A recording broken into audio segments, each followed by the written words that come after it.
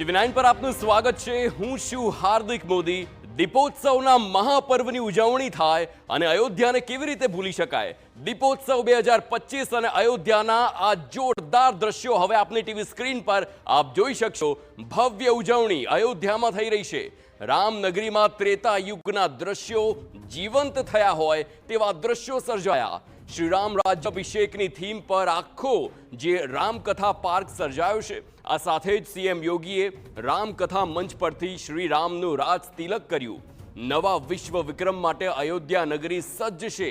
સરયુના 56 ઘાટ પર જે 29 લાખ દીવડા સજવામાં આવ્યા છે, સાથે જ 26 લાખથી વધુ દીપ પ્રગટાવી ગત વર્ષનો રેકોર્ડ પણ તોડવામાં આવશે। 2100 પૂજારી સરયુની મહાઆરતીમાં ઇતિહાસ રચશે। તો આ સાથે જ 1100 ડ્રોનની મદદથી આકાશમાં રામાયણના વિવિધ પ્રસંગોની રજૂઆત પણ કરવામાં આવશે।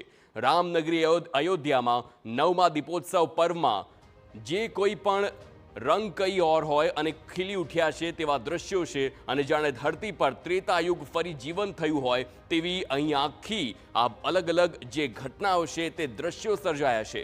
ઉત્સવમાં ભાગ લેવા પહોંચેલા સીએમ યોગી આદિત્યનાથે પ્રતિકાત્મક રીતે પુષ્પ વિમાનમાં આવેલા રામ, લક્ષ્મણ અને જાનકીનું સ્વાગત કર્યું।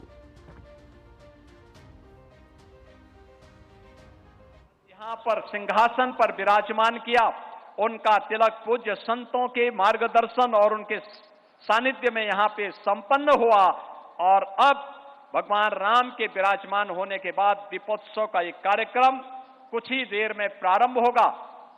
हम लोग पहले राम जन्मभूमि में दीप प्रज्वलित करेंगे और राम जन्मभूमि के बाद सरयू मैया की आरती के उपरांत दीपोत्सव का ये भव्य आयोजन होगा। मेरा पूज्य संतों से अनुरोध जरूर होगा कि दीपोत्सव के कार्यक्रम के बाद उनके आश्रम और उनके मंदिर और मठ में भी हर जगह दीप प्रज्वलित होता हुआ दिखाई देना चाहिए, क्योंकि यह दीप हम सबके संकल्प का प्रतीक है। एक नव्य और दिव्य अयोध्या का प्रतीक है। मर्यादा पुरुषोत्तम भगवान श्री राम की मर्यादा भी है और दीप की दया भी है।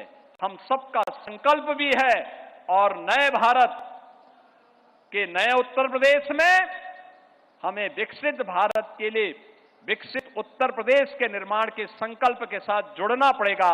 इस विश्वास के साथ मैं एक बार फिर से आज के इस आयोजन में आप सभी पूज्य संतों का, सम्मानित अतिथियों का, सभी श्रद्धालुजनों का